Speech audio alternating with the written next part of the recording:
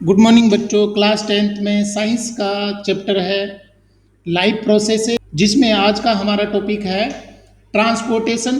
Transportation का मतलब क्या होता है कि हमारी बॉडी है वो कॉम्प्लेक्स बॉडी ऑर्गेनाइजेशन पाया जाता है, जिसमें सब्सटेंसेस हैं वो ट्रांसपोर्ट करना जरूरी होता है, क्योंकि डिवीजन ऑफ लेबर पाया जाता है, कार्य का विभाजन है, अलग अलग पार्ट हैं वो अलग अलग स्पेसिफिक फंक्शन करते हैं। जैसे गैसियस एक्सचेंज है, उसके लिए रेस्पिरेटरी सिस्टम है, न्यूट्रिशन के लिए डाइजेस्टिव सिस्टम है, एक्सक्रीशन के लिए अलग सिस्टम है। तो ये सब चीज़ों को कम्युनिकेट करने के लिए, ट्रांसपोर्ट करने के लिए ट्रांसपोर्टरी सिस्टम या सर्कुलेटरी सिस्टम हमारी बॉडी में पाया जाता है।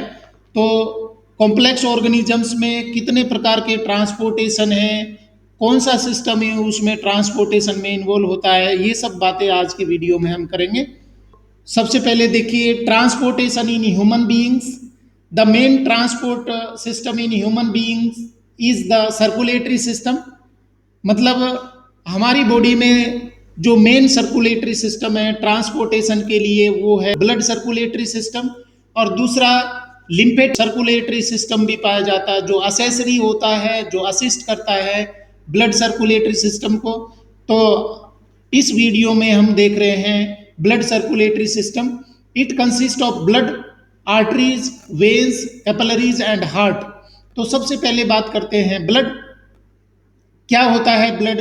9th क्लास में आपने टिश्यू पढ़े हैं, जिसमें blood also known as fluid connective tissue, because it communicate और it transport substances between one organ, one tissue to another tissue. That is why it is also known as connective tissue. But it not provide structural connection. यहाँ पर blood में कौन कौन सी चीजें होती हैं वो सारी डिटेल में देखिए। ब्लड है blood transport food, oxygen and waste product. It consist of blood plasma, red blood cells, white blood cells and platelets. Blood को आप दो पार्ट में बांट सकते हैं। पहला है ब्लड सेल्स, जिसमें तीन टाइप की सेल होती हैं, RBC, WBC and platelets. RBC also known as erythrocytes, WBC leukocytes, platelets thrombocytes. RBC हैं वो ह्यूमन बीइंग में या मेमेलियन आरबीसी में, मैच्योर आरबीसी में न्यूक्लियस नहीं पाया जाता है, और इसके अंदर हीमोग्लोबिन पाया जाता है। हीमोग्लोबिन है वो रेस्पिरेटरी गैसेज को एक्सचेंज करने में मदद करता है। तो आरबीसी का जो मेन फंक्शन हो गया वो है exchange of gases. White blood sales having well defined nucleus, और उनकी न्यूक्लियस के बेस पर, न्यूक्लियस के स्ट्रक्चर के आधार पर और साथ में स्टेनिंग नेचर के आधार पर अलग अलग प्रकार के डब्ल्यूबीसी हैं। एसिडोफिल्स, बेसोफिल्स, इओसिनोफिल्स, न्यूट्रोफिल्स, इसके बाद में मोनोसाइट्स, ग्रेनुलोसाइट्स, अलग अलग टाइप के डब्ल्यूबीसी हैं वो हमारी बॉडी में पाए जाते हैं। और डब्ल्यूबीसी का ओवरऑल फंक्शन क्या है?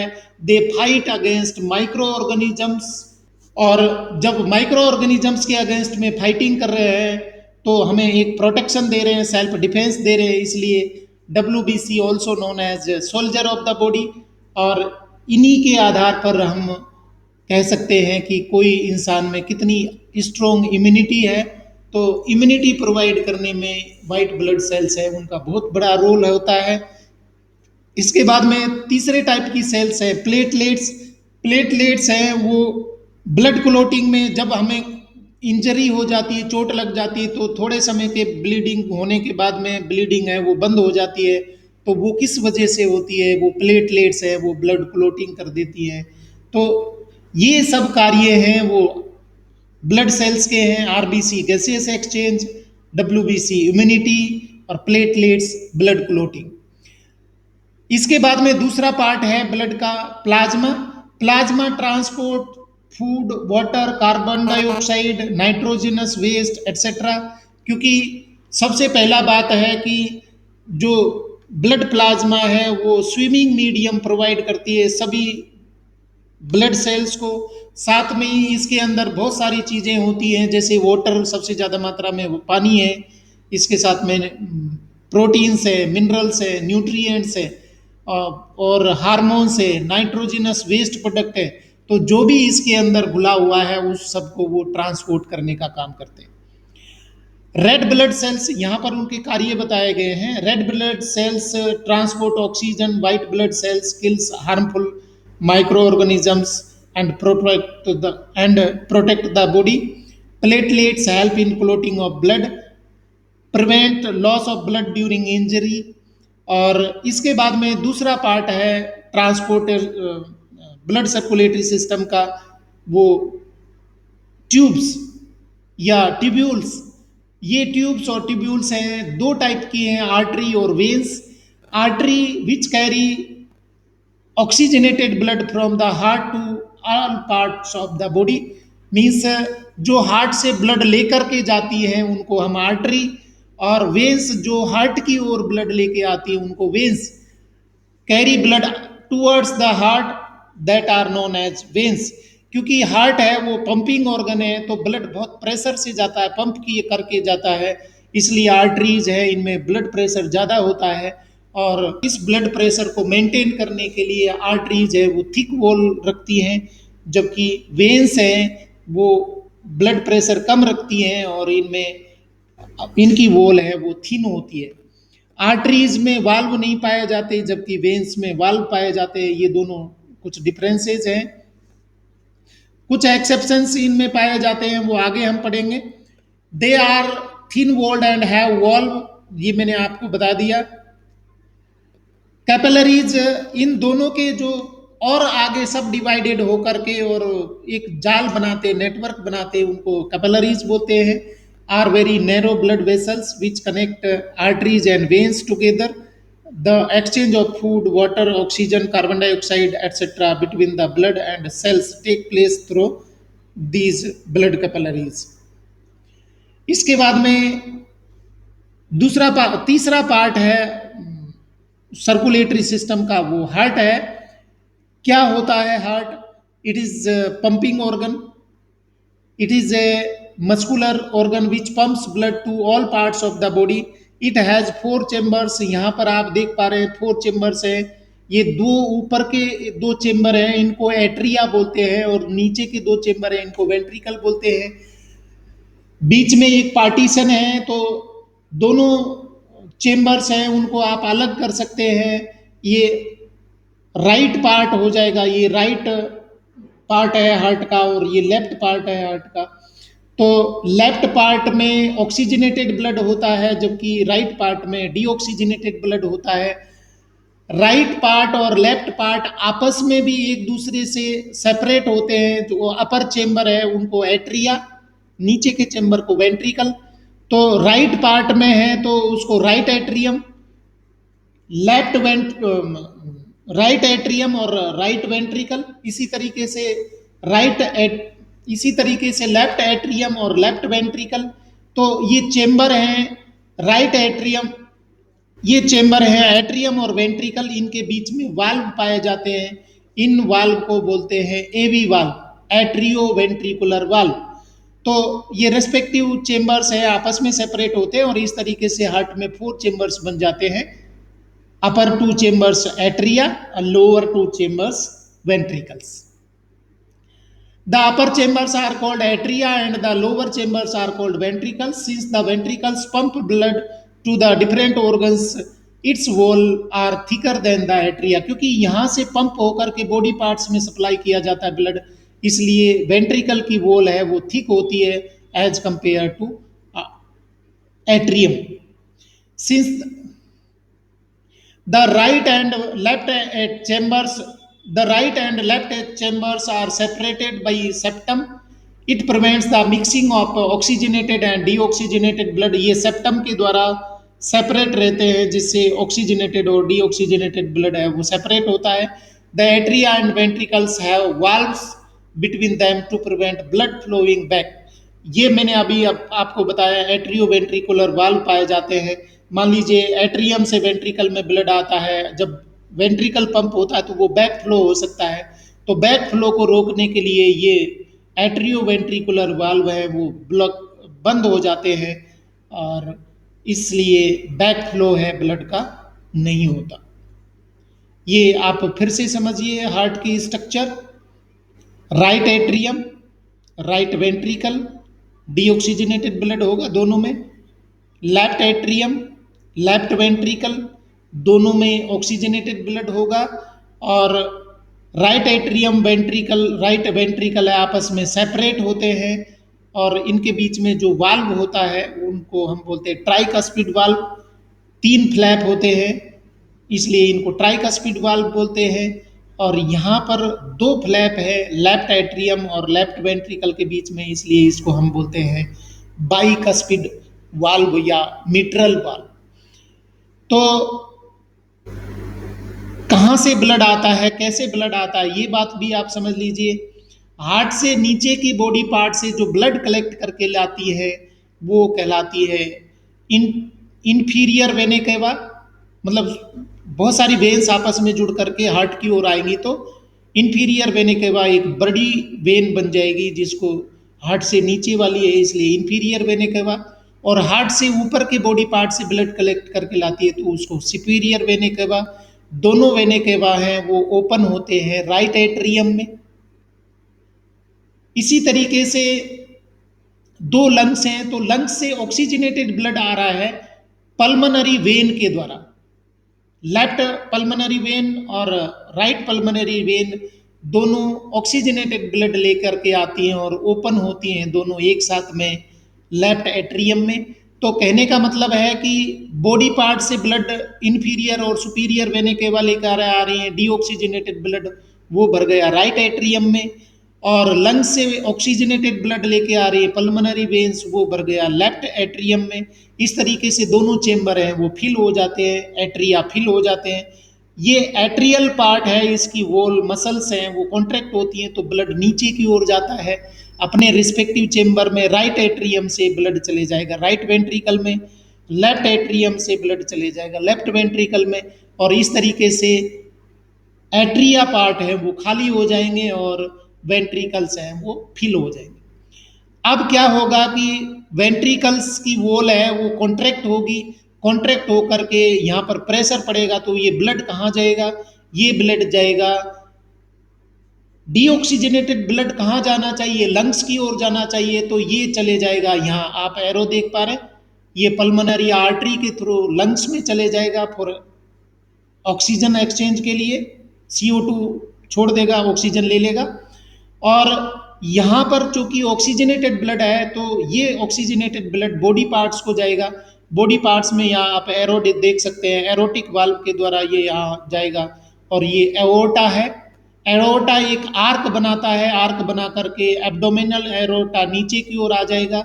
और अपर बॉडी पार्ट्स को ये तीन मेजर एरोटा है वो ब्लड सप्लाई करती है। तो इस तरीके से यहाँ पर भी जैसे ही ब्लड पंप होता है पल्मोनरी आर्टरी और एओर्टा में ब्लड जाएगा तो इनमें ब्लड भरा हुआ है यहाँ पर तो ये बैक फ्लो हो सकता है। इस बैक फ्लो को रोकने के लिए सेमी लूनर वाल्व पाए जाते हैं। सेमी लूनर वाल्व जैसे ही ब्लड नीचे को आने को होता है सेमी लूनर वाल्व हैं वो क्लोज हो जाते हैं और बैक फ्लो नहीं होने देते। तो बच्चों इस तरीके से ये स्ट्रक्चर है, हमने पूरी डिटेल में पढ़ी। यहाँ पर आप इसको समझ सकते हैं एक और डायग्राम के द्वारा। आप सबसे पहले देखिए बॉडी पार्ट्स हैं, ये बॉडी पार्ट्स हैं, ये बॉडी पार्ट से या टिश्यूज से ऑर्गन से CO2 लेकर के और आर्टरी CO2 लेकर के वेन्स हैं वो आपस में जुड़ती हुई और चले जाती हैं। या नीचे के पार्ट से ये आ गई ब्लड लेकर के आ गई राइट एट्रियम में और राइट एट्रियम से ये ब्लड है वो ऑक्सीजनेशन के लिए जाएगा लंग्स में पल्मोनरी आर्टरी के द्वारा। इसके बाद में CO2 रिलीज करके O2 लेकर के और यही ब्लड है वो आ गया लेफ्ट एट्रियम में, लेफ्ट एट्रियम से लेफ्ट वेंट्रिकल में, लेफ्ट वेंट्रिकल से और ब्लड है वो आएगा वापस बॉडी पार्ट्स में ऑक्सीजन देने के लिए। तो इस तरीके से lower body parts upper body parts में ब्लड की सप्लाई हो रही है और ये दो साइकिल यहाँ पर चल रहे हैं। आप अगर इसको देखें पहला सर्कुलेशन है बॉडी पार्ट्स टू लंग्स, एक साइकिल कंप्लीट हो जाता है। बॉडी पार्ट से शुरू हुआ, हार्ट में आया, हार्ट से लंग्स में गया। इसके बाद में दूसरा सर्कुलेशन है, हार्ट से ब्लड गया बॉडी पार्ट में और बॉडी पार्ट से वापस हार्ट में आ गया।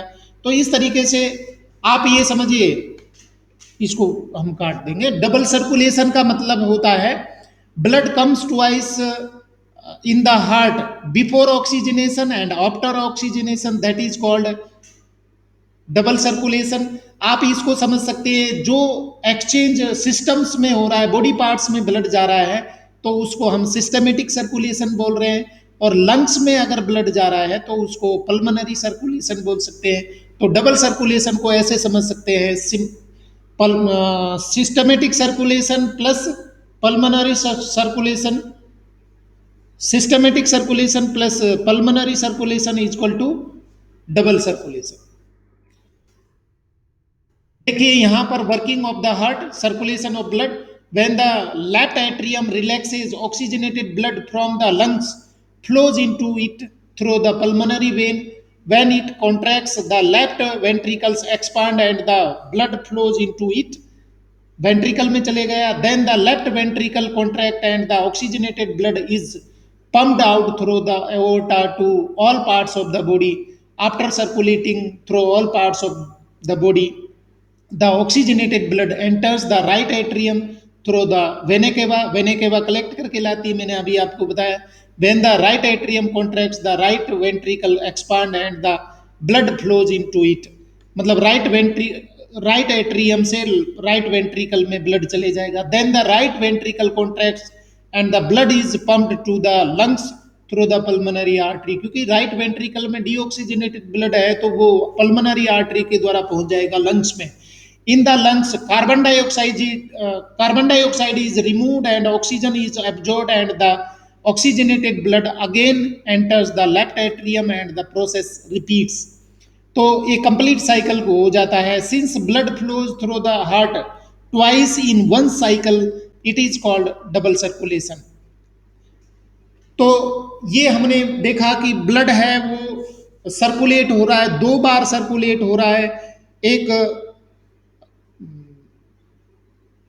बिफोर ऑक्सीजनेशन और आफ्टर ऑक्सीजनेशन। हार्ट है वो दो बार, ब्लड है वो हार्ट में दो बार आता है, इसलिए डबल सर्कुलेशन बोलते हैं।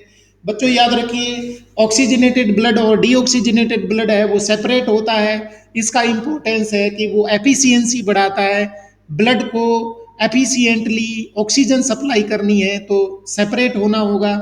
3 चैम्बर्ड हार्ट जिनमें होता है उनमें ऑक्सीजनेटेड ब्लड और डीऑक्सीजनेटेड ब्लड मिक्स हो जाता है, इसलिए वहाँ पर ऑक्सीजन सप्लाई की एफिशिएंसी है वो इतनी ज़्यादा इफेक्टिव नहीं होती, क्योंकि मैमल्स और बर्ड बहुत एक्टिव ऑर्गेनिज्म है, उनको बहुत ज़्यादा एनर्जी चाहिए होती है, इसलिए उनमें हार्ट है वो 4 चैम्बर होता है।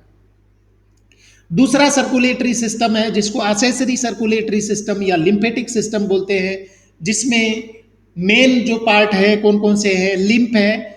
लिम्फ क्या है? What is lymph? Lymph is a colourless fluid present in intercellular spaces. आपकी सेल्स के बीच में जो स्पेस है वहां पर कुछ सब्सटेंस या कुछ फ्लूइड या मैट्रिक्स भरा हुआ है, जिसको आप क्या बोल रहे हैं? लिम्फ बोल रहे हैं। It is formed from the plasma which escape from the capillaries. ये किससे बना है? कि ब्लड प्लाज्मा से कुछ मैट्रिक्स या फ्लूइड है वो रिलीज हो गया, लीक आउट हो गया और उन स्पेसेज में भर गया, इंटरसेलुलर स्पेसेज में। Lymph drains into lymphatic capillaries which forms lymph vessels and join into large veins. मतलब क्या है कि ये जो लिम्फ कैपिलरीज हैं वो ये इंटरसेलुलर स्पेसेज में भरा हुआ लिम्फ है उसको ड्रेन कर लेती है, कैप्चर कर लेती है और आपस में ज्वाइन होकर के लार्ज साइज की कैपिलरी बनाते हैं। उसके बाद में और लार्ज ट्यूब्यूल्स बनाती है, वेसल्स बनाती है और लास्ट में वो बन जाती है large when. Lymph transport digested fat and drains access fluid from intercellular species back into the blood. और ये सारा जो डाइजेस्टेड फूड जो कि ब्लड कैपिलरीज एब्जॉर्ब नहीं कर पाती, उनको लिम्फ कैपिलरीज एब्जॉर्ब करके और जो एक्सेस इंटरसेलुलर फ्लूइड था उसको एब्जॉर्ब करके और ड्रेन करके और एक वेन जिसको हम कलेक्ट होकर के और जाएगा सब क्लेवियन वेन के द्वारा। ये सारा सिस्टम है, ये जो फ्लूइड है वो नॉर्मल ब्लड सर्कुलेशन में रिलीज कर दिया जाता है। इसके साथ में ही इसमें और क्या चीजें होती हैं, it contains lymphocytes which kills germ and protect the body. Lymph के अंदर लिम्फोसाइट्स पाई जाती हैं जो माइक्रो ऑर्गेनिजम्स को किल करती हैं और इम्यूनिटी प्रोवाइड करती हैं। Heart of mammals, birds, amphibian, reptiles and fishes, तीनों को समझिए आप। The heart in mammals and birds have 4 chambers and the right and left side of the heart is separated by septum.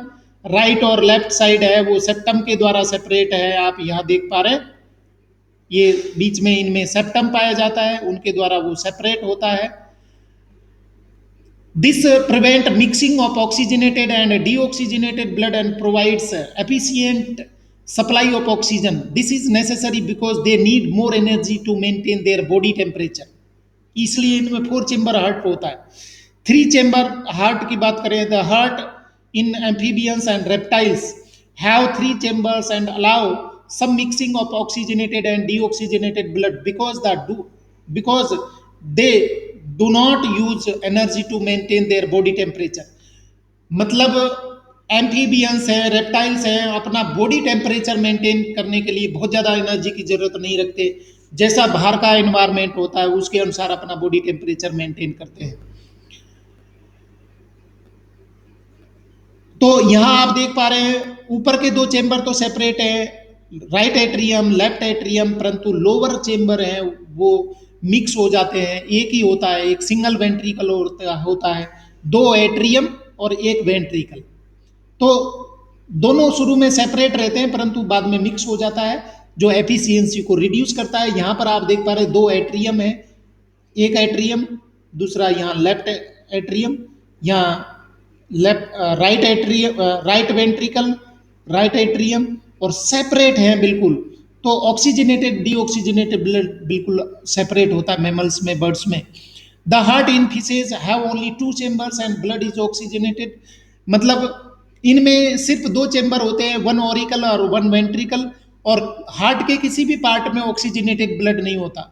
यहाँ पर single circulation होता है। 3 chambered heart में भी डबल सर्कुलेशन होता है। आप इसको समझ सकते हैं, ये बॉडी पार्ट से CO2 लेकर के और यहाँ ब्लड आ रहा है हार्ट में, हार्ट से वो जा रहा है वेंट्रिकल में, और वेंट्रिकल से सीधे जा रहा है वो गिल्स में। गिल्स से डबल सर्कुलेशन होता तो वापस हार्ट में आना चाहिए था, परंतु ये सीधे कहाँ चले जाएगा, बॉडी पार्ट्स में चले जाएगा, और बॉडी पार्ट से फिर हार्ट में आएगा। तो हार्ट में सिर्फ एक बार आ रहा है, इसलिए इसको सिंगल सर्कुलेशन बोल रहे हैं। जबकि यहाँ पर आप देखेंगे 2 सर्कुलेशन हो रहे हैं। हार्ट से शुरू करें, हार्ट से ब्लड गया बॉडी पार्ट्स में, बॉडी पार्ट से वापस आ गया हार्ट में, हार्ट से गया बॉडी पार्ट में और हार्ट में ही वापस आ गया, तो एक सिस्टमेटिक सर्कुलेशन हुआ। उसके बाद में हार्ट से ब्लड गया लंग्स में और वापस हार्ट में आ गया, तो ये पल्मोनरी सर्कुलेशन हो गया, 2 सर्कुलेशन हो गए। 3 चेम्बर्ड हार्ट में भी डबल सर्कुलेशन हो गया, यहाँ पर आप देख सकते हैं। परंतु 2 चेम्बर्ड हार्ट में सिंगल सर्कुलेशन पाया जाता है, और दोनों चेम्बर में, हार्ट के दोनों चेम्बर में डीऑक्सीजनेटेड ब्लड होता है। इसके बाद में नेक्स्ट पॉइंट है ट्रांसपोर्टेशन इन प्लांट्स। बच्चों, प्लांट की बॉडी है वो भी कॉम्प्लेक्स होती है, वहाँ पर भी कार्य का विभाजन होता है। जैसे रूट, स्टेम और लीव्स। रूट का काम है absorption of water and minerals, leaves का काम है फोटोसिंथेसिस, इसके साथ में स्टेम है वो एंकरिंग का काम करता है। तो अलग अलग पार्ट है, अलग अलग कार्य कर रहे हैं। आप जानते हैं कि वाटर मिनरल्स का एब्जॉर्प्शन सिर्फ रूट करती है, परंतु इसकी जरूरत प्रत्येक पार्ट को होती है। इसी तरीके से लीव्स है वो सिर्फ फोटोसिंथेसिस करती है, परंतु फूड की जरूरत सभी जगह पर होती है। तो जहाँ वो बन रहा है स्पेसिफिक रीजन पार्ट में, वहाँ से फूड को या वाटर मिनरल्स को ट्रांसपोर्ट करना पड़ेगा, एक्सचेंज करना पड़ेगा। तो एक्सचेंज के लिए कौन कौन से सिस्टम इनमें प्लांट में पाए जाते हैं वो देखिए। In plants transportation of materials like food, water and minerals takes place through conducting tissue called xylem and phloem. ये कॉम्प्लेक्स परमानेंट टिश्यू में आते हैं जो कंडक्शन का काम करते हैं, मतलब जो सप्लाई का काम करते हैं। तो सबसे पहले हम समझेंगे जाइलम। जाइलम में वो इस तरीके की स्ट्रक्चर होती है जाइलम में। जाइलम ट्रैकिड्स है, जाइलम वेसल्स है, जाइलम पेरेन्काइमा, जाइलम स्क्लेरेन्काइमा, ये सारे स्ट्रक्चर से मिल करके और जाइलम टिश्यूज बनते हैं, कॉम्प्लेक्स टिश्यू बनते हैं। और इनका जो मेन काम है, ये वाटर पाइप के जैसी स्ट्रक्चर बनाते हैं। जैसे ही वाटर मिनरल्स रूट के द्वारा एब्जॉर्ब किया जाता है, ये पाइप के जैसे ऊपर की ओर सप्लाई करते हैं पानी को। ट्रांस जाइलम क्या काम करेंगे? Transport water and minerals from the root to all parts of the plant. It consist of xylem vessels, tracheid, ये जाइलम आप यहाँ पर ट्रैकिड्स देख पा रहे हैं, ये जाइलम वेसल्स हैं। Xylem sclerenchyma, xylem parenchyma. Water and minerals enter the roots by diffusion, then due to transpiration. अब ये ऊपर क्यों जाएगा? क्योंकि वहां वाटर लॉस हो रहा है, और वाटर लॉस हो रहा है तो ये कंटिन्यूअस चेन बनती है, इसमें पानी के मॉलिक्यूल की आपस में एक कंटिन्यूअस चेन बनती है। तो एक मॉलिक्यूल वेपर के फॉर्म में बाहर जाता है तो ये ऊपर की ओर उस पूरी चेन को अपलिफ्ट कर जाता है। तो इस थ्योरी को हम बोलते हैं ट्रांसपरेशनल पुल थ्योरी, जिसकी वजह से 100 फीट तक भी पानी है वो ऊपर ट्रांसपरेशन की वजह से मूवमेंट करता है। इसके बाद में दूसरा टिश्यू है फ्लोएम टिश्यू। फ्लोएम टिश्यू है वो भी कॉम्प्लेक्स टिश्यू होता है। उसमें कौन कौन सी स्ट्रक्चर्स होती है? सीव ट्यूब्स है, ये बड़ी बड़ी वेसल्स है, इनके एंड पर परफोरेशन पाया जाता है, या सीव प्लेट पाई जाती है, छलनी पाई जाती है, छेद वाली स्ट्रक्चर पाई जाती है, परफोरेटेड स्ट्रक्चर्स है। इसके साथ में सॉरी, यहाँ आप जाइलम एलिमेंट देख पा रहे हैं, ये जाइलम वेसल्स है, जाइलम ट्रैकिड्स है, जाइलम स्क्लेरेन्काइमा या फाइबर है, या फ्लोएम में आप ट्यूबुलर स्ट्रक्चर्स है, पाइप के जैसी स्ट्रक्चर है जिनके सीव ट्यूब कहते हैं। ये सीव ट्यूब है, इनके दोनों एंड पर सीव प्लेट पाई जाती है, साथ में इनमें जाइल फ्लोएम फाइबर्स मिलते हैं और कॉम्पेनियन सेल्स होती है। याद रखिए कि जो सीव ट्यूब होती है वो लिविंग होती है, परंतु इनमें न्यूक्लियस नहीं पाया जाता। आप यहाँ पर भी देख सकते हैं, ये सीव ट्यूब है, ये सीव ट्यूब, और इनके एंड है वो परफोरेटेड होते हैं, सीव प्लेट लगी रहती है, और सीव ट्यूब के बीच में कॉम्पेनियन सेल होती है। कॉम्पेनियन का मतलब हेल्प करने वाली, सहायता करने वाली, और इनके पास में वेल डिफाइंड न्यूक्लियस होता है। तो सीव ट्यूब लिविंग है परंतु न्यूक्लियस नहीं है, तो इनकी वर्किंग को कौन रेगुलेट करता है? कॉम्पेनियन सेल का न्यूक्लियस है वो रेगुलेट करता है। ये स्क्लेरेन्काइमा है, वो फाइबर है, वो इसको सपोर्ट करने का काम करते हैं। फूड फ्रॉम मैं इसको पूरा पढ़ के सुनाऊंगा। Phloem transport food from the leaves to the other parts of the plant, this process is called translocation, मतलब डिसलोकेट हो रहा है। The phloem consist of sieve tubes and companion cells, sieve tubes and companion cells. Food from the leave is transferred to the xylem by the energy of ATP molecules due to osmotic pressure. Water enters the phloem and helps in the transport of food. मतलब जहां ज्यादा हो जाता है वो कम की ओर flow करता है, तो फूड क्योंकि लीव्स में ज्यादा है तो वो ट्रांसपोर्ट होगा दूसरे पार्ट्स में। इसके बाद में तो इस तरीके से बच्चों ये हमने कंप्लीट ट्रांसपोर्टेशन वो कर लिया है। ट्रांसपोर्टेशन का मतलब है सप्लाई करना जरूरी है। अलग अलग पार्ट्स में अलग अलग फंक्शंस होते हैं और उनको कम्युनिकेट करना है, उन सब्सटेंसेस को एक जगह से दूसरी जगह ले जाना है, तो वो कहलाता है ट्रांसपोर्टेशन। वीडियो पसंद आया है तो लाइक शेयर करें और चैनल को सब्सक्राइब जरूर करें। Thank you very much.